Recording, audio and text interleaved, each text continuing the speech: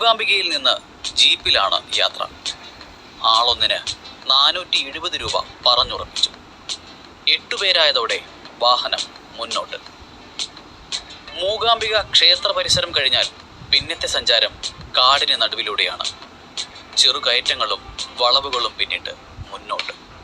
താണുവണങ്ങി സ്വാഗതമോദം പോലെ പ്രകൃതി.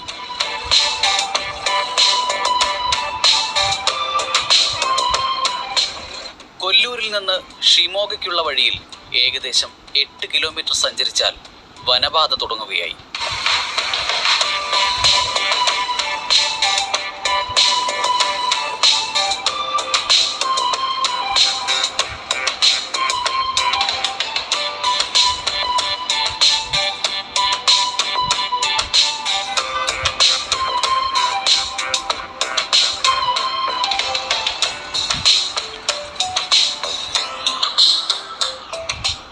ചെക്ക് പോസ്റ്റിലെ നടപടിക്രമങ്ങൾ പൂർത്തിയാക്കുന്നതോടെ യാത്ര അതിന്റെ യഥാർത്ഥ ഘട്ടത്തിലേക്ക് കടക്കുകയായി.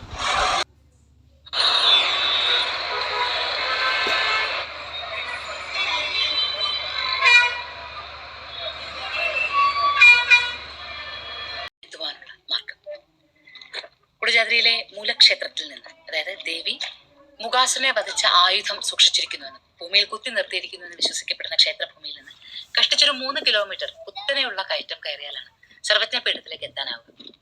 കയറ്റം എന്നാൽ കുത്തനെയുള്ള കയറ്റം തന്നെയാണ്. പക്ഷേ കയറി വരുമ്പോൾ ഈ ഒരു പ്രകൃതി, പ്രത്യേകിച്ച് മകരമാസമായതുകൊണ്ട്, എന്നാൽ വലിയ മഞ്ഞില്ല, കോടമഞ്ഞുമില്ല, കാഴ്ചകളെല്ലാം തെളിഞ്ഞു കാണുകയും ചെയ്യുന്നു. വീശുന്ന കാറ്റിന് തണുപ്പുമുണ്ട്, അത്യാവശ്യം വെയിലും ഉള്ളത് കൊണ്ട് സുഖകരമായ ഒരു യാത്രയായി തന്നെ കയറ്റം കയറി മുകളിലേക്ക് എത്താനായി. ഇപ്പോൾ ഞങ്ങൾ മോക്ഷാർത്ഥികൾ സർവജ്ഞപീഠത്തിൽ എത്തിയിരിക്കുകയാണ്. ഇവിടെ ബോധത്തിന്റെ വെളിപാടുകളുണ്ട്, ധ്യാനത്തിന്റെ, തപസ്സിന്റെ ശക്തിമന്ത്രങ്ങളുണ്ട്.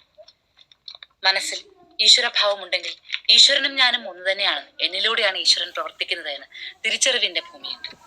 അവിടെ നിന്നുള്ളൊരു സഞ്ചാരമുണ്ട്. ഒരു സന്യാസിയിൽ ഒന്നല്ല, ഒരുപാട് സന്യാസിമാരുണ്ട്. അവരുടെ സഞ്ചാരങ്ങളാണ് നമ്മിൽ ക്ഷേത്രങ്ങളായത്, ക്ഷേത്ര ആചാരങ്ങളായത്, വിശ്വാസങ്ങളായത്, നമ്മളെ യഥാർത്ഥ ഭാരതീയരാക്കിയത്. അതിനെല്ലാം നന്ദി പറയുവാൻ, ആചാര്യന്മാർക്ക് വന്ദനം പറയുവാനുള്ള അവസരമാണ് കുടജാദ്രിയിൽ നമുക്ക് ലഭിക്കുന്നത്. ഇവിടെ ഇതൊരു ക്ഷേത്രഭൂമിയാകുമ്പോൾ, കരിങ്കല്ലിൽ തീർത്ത ക്ഷേത്രഭൂമിയാകുമ്പോൾ ഇതിനുള്ളിൽ ശങ്കരാചാര്യരുടെ വിഗ്രഹമുണ്ട്. ഇവിടെ എത്തുമ്പോൾ യഥാർത്ഥത്തിൽ ആ ആചാര്യനെ സ്മരിക്കുന്നു.